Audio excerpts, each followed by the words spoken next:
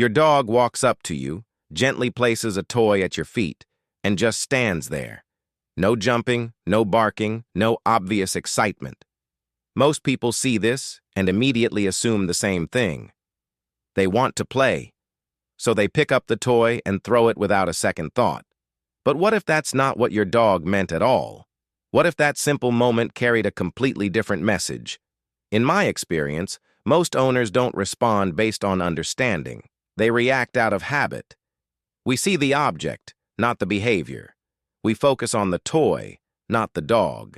And that's where the misunderstanding begins. Because when you slow down and actually watch your dog, their posture, their eyes, their energy, you start to notice something subtle but important. Not every toy bring is a request for action. Sometimes, it's a quiet form of communication waiting to be understood. The next time your dog brings you a toy, try something different. Don't look at the toy, look at the body. Because the object is just a prop. The body is the real language. When a dog truly wants to play, the signs are unmistakable. Their energy moves forward, ears perk up, weight shifts onto the front legs. You might see a playful bow, a quick spin, or an eager bark. Everything about them is pushing toward action. But compare that to a dog who walks over slowly and places the toy near you. Their ears soften, their tail hangs low and relaxed, and their weight settles back instead of leaning forward. They may glance at you briefly, then look away. That's not excitement building. It's calm connection. This is what behaviorists describe as affiliative behavior. It's a way dogs strengthen social bonds. And if you're honest, how many times have you misread that moment? How many times did you throw the toy when your dog wasn't asking for a game at all? Next time, pause. Watch their ears, their tail, their posture. Your dog is already telling you everything. You just have to notice. To understand why this moment matters, you have to rethink what a toy actually means to your dog. It's not just an object. It's an emotional asset. A favorite toy carries their scent, your scent, and layers of positive memories built over time. It represents comfort, familiarity, and security. And by nature, dogs tend to protect what they value. So when your dog chooses to pick up something meaningful and bring it to you instead of guarding it, that decision is not random. It's significant. In my view, when a dog offers you its favorite toy, it's not giving you an object. It's giving you trust. That small action reveals something much deeper about your place in their world. You're not just someone nearby, you're someone safe. That's why this moment shouldn't be brushed off or turned automatically into a game. Instead, try receiving it gently. A soft, good dog. A calm touch. A moment of acknowledgement. No need to throw it every time. Because sometimes your dog isn't asking for action. They're expressing connection. And when you start to see it that way, you realize your dog isn't handing you a thing. They're showing you exactly who you are to them. One of the most common times you'll see this behavior is the moment you walk through the door. Your dog rushes to find something, anything to bring you, a toy, a sock, whatever is closest. It looks like pure excitement, and part of it is. But beneath that burst of energy, something more important is happening. Your dog is regulating itself. When you return home, their arousal spikes, heart rate increases, emotions surge, and their body shifts into overdrive.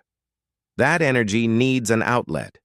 Bringing an object gives them a way to channel it into something controlled and social, instead of jumping, spinning, or losing control.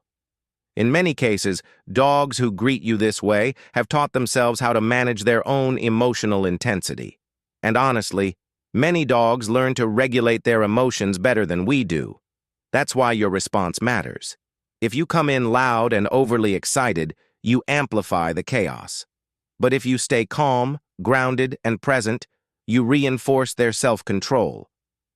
So when your dog brings you something at the door, don't dismiss it.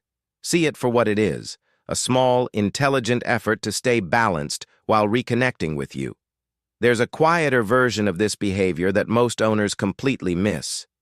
Nothing just happened. You didn't come home, there's no burst of energy, no obvious reason at all. Your dog simply walks over, places a toy near you, or gently onto your lap, and stays close.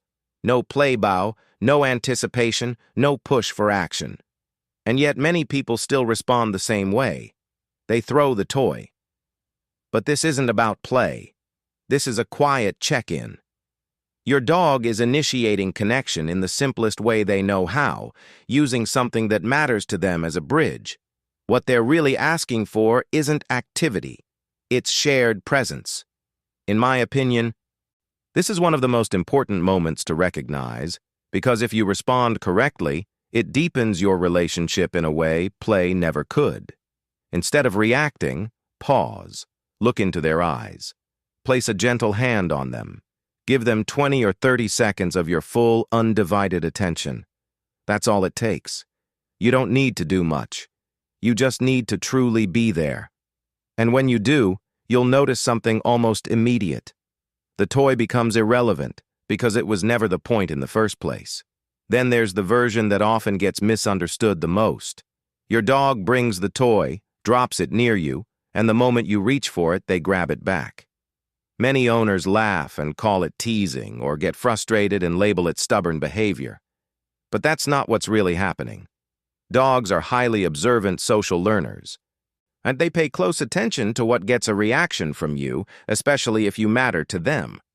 Over time, they learn that placing a toy near you and then reclaiming it almost always pulls you into interaction. In my view, your dog isn't manipulating you. It's simply using what works. This is a form of social strategy, even negotiation. They're inviting you into engagement, but on their terms. And that distinction matters. This isn't defiance, it's communication. If you want to change the behavior, avoid overreacting. Stay calm, and teach a clear drop using positive exchanges, not force. But if you don't mind it, you can also choose to see it differently. Your dog is starting a conversation, and like any good conversation, it has rhythm, timing, and intention behind it. And then there's the moment that feels different from all the rest. You're having a hard day. Quietly stressed, tired, or carrying something heavy you haven't even put into words. You haven't called for your dog, you haven't changed your behavior in any obvious way. But somehow, they know. They walk over slowly and place their toy beside you or gently against you. This isn't excitement. It isn't a request. It's a response. Dogs can detect subtle changes in your emotional state through scent. Your breath, your skin, the chemistry you don't even notice.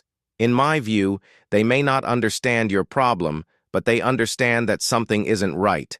And so they bring the one thing that comforts them most. Not to play, but to share safety. When this happens, don't ignore it, and don't turn it into a game. Just sit with them. Touch them. Stay still for a moment. Because this is the only way they know how to help, and it's more meaningful than it looks. What looks like a simple habit often carries a deeper meaning. Your dog may not speak in words, but they are always communicating. The more you learn to notice and interpret these moments correctly, the stronger your bond becomes. Sometimes understanding them isn't about doing more, it's about finally learning how to truly listen.